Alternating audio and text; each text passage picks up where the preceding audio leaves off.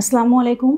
আমি doctor হাসনিনা Akter consultant হিসেবে কর্মরত আছি মেডিকেল অনকোলজি এবং রেডিওথেরাপি ডিপার্টমেন্টে।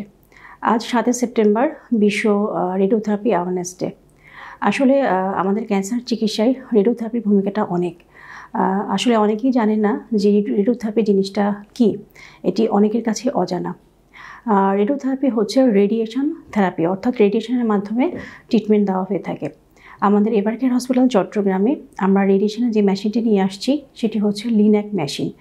এই মেশিনের মাধ্যমে রেডিওথেরাপির সকল পদ্ধতিগুলা, যেমন হচ্ছে 3D CRT অর্থাৎ 3 ডাইমেনশনাল রেডিওথেরাপি, IMRT অর্থাৎ intensity modulated radiotherapy, VMAT volumetric arc therapy, এছাড়াও SRS, SRT এবং SBRT, বলতে গেলে রেডিওথেরাপির সকল আধুনিক চিকিৎসাই কিন্তু এই লিন্যাক মেশিনের মাধ্যমে দেওয়া হয়ে থাকে।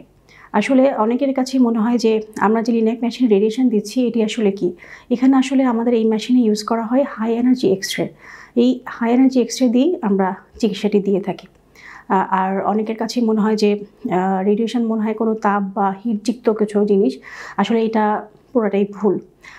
আর ক্যান্সার চিকিৎসা আসলে অলমোস্ট সকল ক্যান্সারের একটি পর্যায়ে, সার্জারির পরে অথবা কেমোথেরাপির পরে, অথবা কিছু কিছু ক্যান্সার আছে যেগুলো শুধু আমরা রেডিওথেরাপি দিয়েই চিকিৎসা দিয়ে থাকি। যেমন ধরা যাক যে মুখগহ্বরের ক্যান্সার, অথবা শ্বাসনালীর ক্যান্সার, ভোকাল কর্ড, অথবা খাদ্যনালীর ক্যান্সার, ইসোফেগাস, আরও নিচে আসলে স্টোমাক বা পাকস্থলী, সকল ক্যান্সারই কিন্তু একটি পর্যায়ে রেডিওথেরাপি দেওয়া হয়ে থাকে। এছাড়াও মহিলাদের ক্যান্সার যেমন ব্রেস্ট ক্যান্সার, অথবা জরায়ুর মুখে ক্যান্সার, অথবা জরায়ু, সকল ক্ষেত্রেই কিন্তু সকল চিকিৎসার ক্ষেত্রেই কিন্তু রেডিওথেরাপি দেওয়া হয়ে থাকে।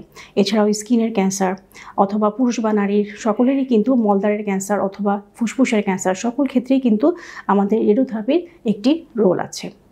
আজকে এই পর্যন্তই।